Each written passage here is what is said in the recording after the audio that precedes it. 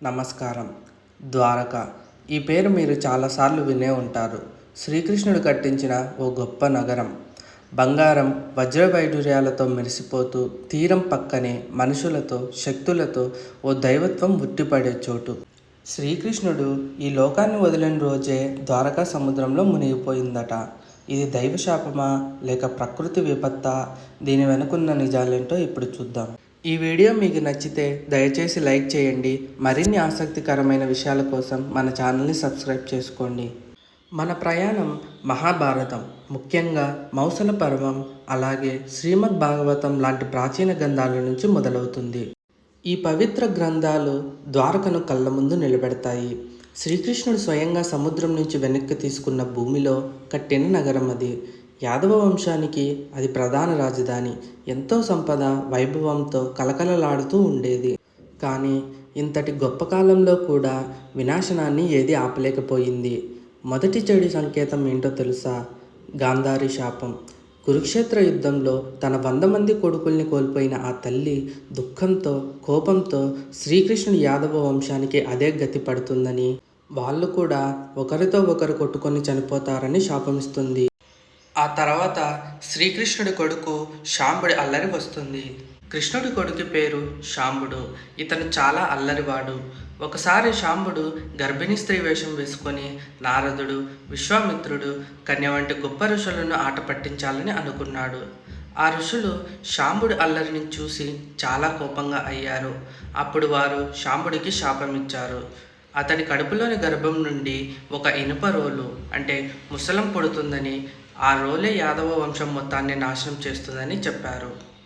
ఇలా ఆ శాపాలు, భవిష్యవాణులు నిజమవ్వడం మొదలయ్యాయి. అహంకారంతో అతిగా పొగాలకు అలవాటు పడిన యాదవులు ఒకరితో ఒకరు పోరాడుకోవడం మొదలుపెట్టారు. ప్రవాస తీరం దగ్గర మద్యం మత్తులో వాళ్ళలో ఉన్న కక్షలు భయంకరమైన యుద్ధంగా మారిపోయాయి. గ్రంథాల ప్రకారం అక్కడ గడ్డిపోచలు కూడా ప్రాణాంతకమైన ఇనుప కడ్డీలుగా మారిపోయాయి.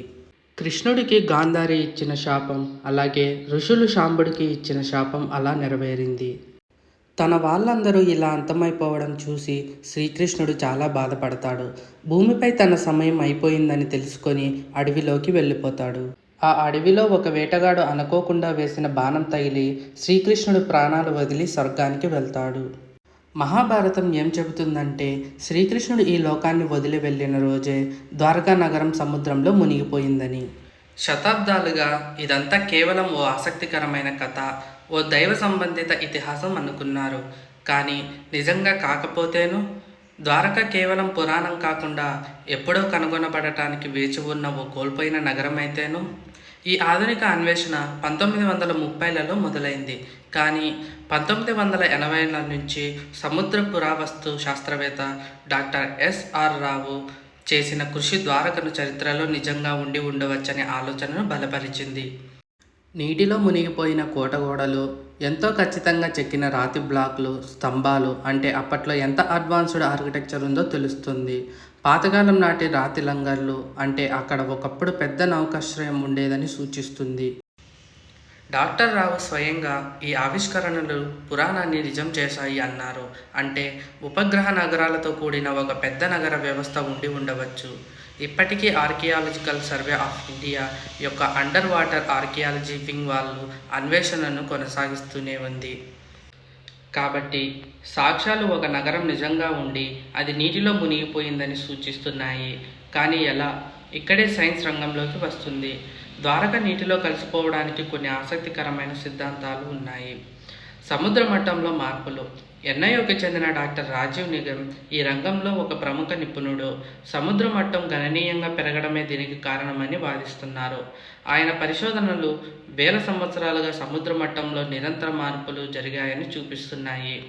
సుమారు 3500 సంవత్సరాల క్రితం అంటే ద్వారక అభివృద్ధి చెందిందని నమ్మే కాలంలో సముద్ర మట్టం క్రమంగా తగ్గింది. అది నిర్మాణాలకు అవకాశం ఇచ్చింది. కానీ తర్వాత మళ్ళీ స్థాయిలు పెరిగాయి. ద్వారకా లాంటి తీర ప్రాంత నగరాలు మునిగిపోయాయి. ద్వారకను సముద్రం నుంచి వెనక్కి తీసుకున్న భూమిపై కట్టారు కాబట్టి ఇది చాలా సులభంగా మునిగిపోయిందని ఆయన అంటారు. ఇంకో థిరీలో ఏంటంటే సునామీలు, భూకంపాలు ద్వారకా విషయంలో ఖచ్చితంగా చెప్పలేకపోయినా ఈ ప్రాంతం భూకంపాలకు గురయ్యే అవకాశం ఉంది. ఒక పెద్ద భూకంపం వల్ల తీరం లోపలికి కుంగిపోవచ్చు లేదా మరింత తీవ్రంగా ఒక పెద్ద సునామీని సృష్టించవచ్చు.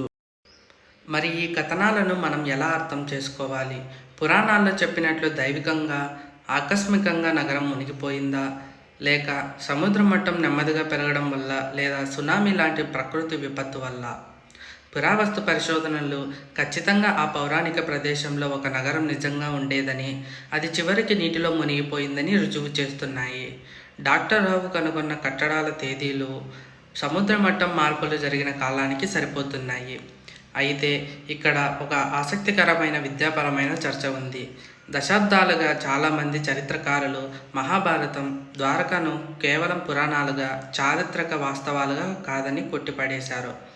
కానీ నీటి అడుగున దొరికిన ఆధారాలు ఈ సందేహాన్ని సవాలు చేశాయి, మళ్ళీ ఆలోచించమని బలవంతం చేశాయి. కొందరు పండితులు ద్వారకా చారిత్రకతను అంగీకరించడానికి ఉన్న నిరోధం వలసవాద ఆలోచనల నుంచి, భారతీయ చరిత్రను చిన్నచూపు చూసే వైఖరి నుంచి వచ్చిందని, ఆ తర్వాత కొన్ని లౌకిక మార్క్సిస్ట్ అభిప్రాయాల వల్ల కూడా చాలా జరిగిందని వాదిస్తారు. ఏదేమైనా ద్వారకా అనేది నమ్మకం, చరిత్ర, సైన్స్ కలిసే ఓ జంక్షన్. పురాణ కథనాలు సంఘటనను, దాని నాటకీయ కారణాన్ని చెబుతాయి. పురావస్తు పరిశోధనలు కోల్పోయిన నగరానికి స్పష్టమైన ఆధారాలు అందిస్తాయి. సైన్స్ ఆ నగరం ఎలా అదృష్టమైందో వివరించడానికి మార్గాలు చూపిస్తుంది. ఖచ్చితమైన తేదీ, కారణం ఇంకా చర్చలో ఉన్నప్పటికీ ఈ అన్ని రంగాల కలయిక ఒక నాగరికత జ్ఞాపక శక్తిని రూపొందించిన ఒక గొప్ప చారిత్రక సంఘటనను సూచిస్తుంది. ఈ వీడియో మీకు నచ్చిందని అనుకుంటున్నాను. మీకు ఈ వీడియో నచ్చితే లైక్ చేయండి మరియు సబ్స్క్రైబ్ చేసుకోండి. కుదిరితే షేర్ చేయండి. ఇంకో వీడియోలో కలుద్దాం.